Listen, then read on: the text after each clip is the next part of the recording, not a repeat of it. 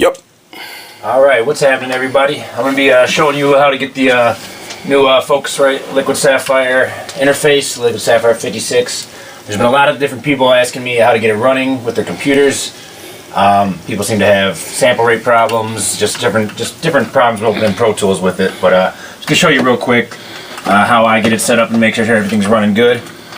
A lot of it's got to do with these, basically the order of operations, how you power things on. So I'm just going to start from scratch, everything's off, right off the get-go, and then we're just going to get you running here. First thing first, you got to power on your computer. So that's step one. Step two, as soon as you get your computer powered on, you want to power up the interface second. So you can't launch Pro Tools first, you can't open the mix control, which is the program that controls the Saffire presets. Basically, that's the main thing. It's very important.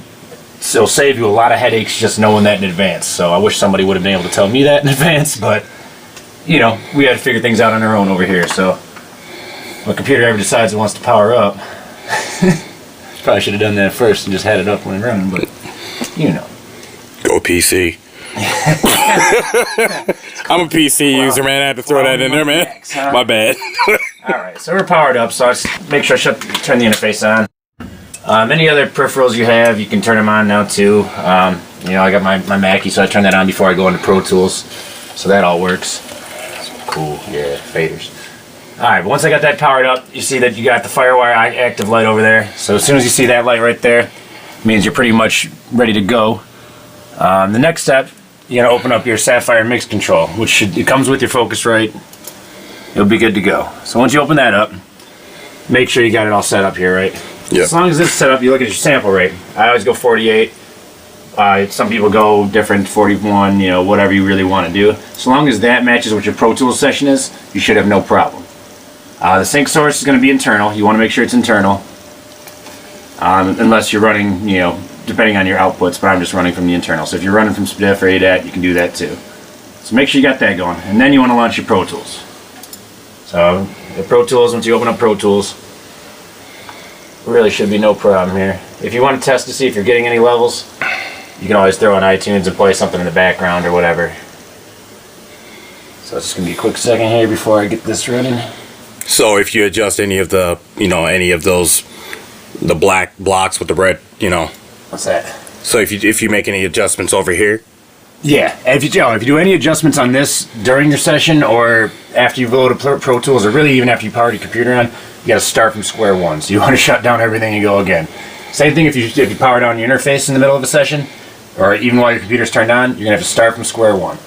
I mean, there might be a way around it once they get the new, the new, I call it firmware. Is that what it's called? Firmware. Yeah, once you get the new firmware, the updates for it, you'll be able to do whatever. Yeah, generally, anything Firewire related is pretty picky. Exactly.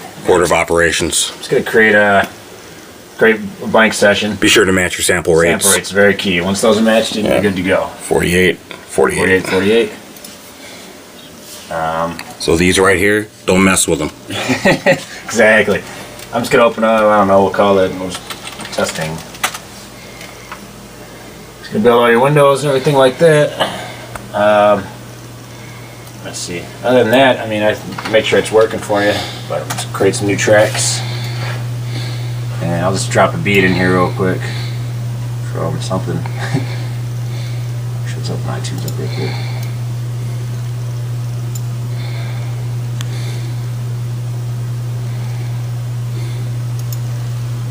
Alright.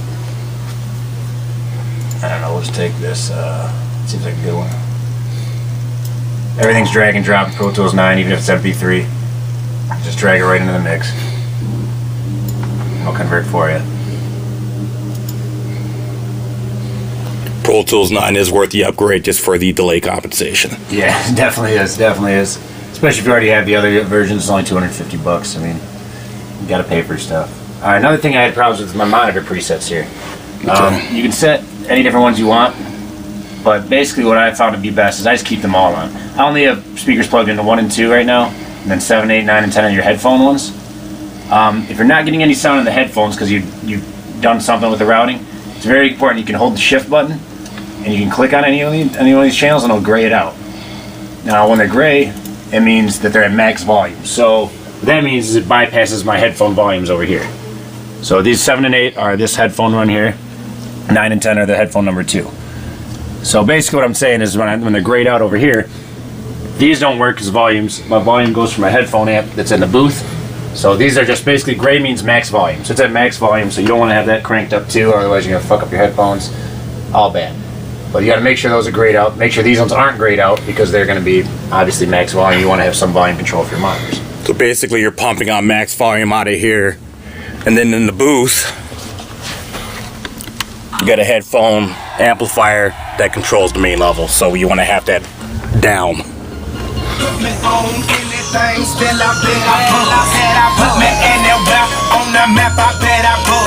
Basically that. Just got it going.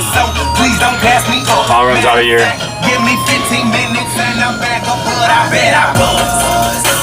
Simple stuff. It's not the greatest MP3 because I got a crappy copy. It's all good. But yeah, other than that, as far as recording, you got your preamps over here. It's pretty straightforward. You have 10 different preamps that goes for your mic 1 input. Also over here, make sure you have your phantom power on, depending on what you're using, condenser, whether you're using mic or line input. Those are changed. You can change them right there. Everything you change on here is going to change on this. Everything you move on this is going to move something on that, unless you have that unclicked, the hardware control. But pretty much, it's pretty simple if you want to do presets. DAW tracking works fine. That's pretty much just what I've got set up. I've got it customized whenever I'm recording, and you can always clear it. And after you get everything set up, it's pretty simple. You can always just go save the hardware. That's what I did the first time. So then every time it comes up, it just loads automatically. But hopefully that should clear up any problems. If you got any questions, feel free to comment.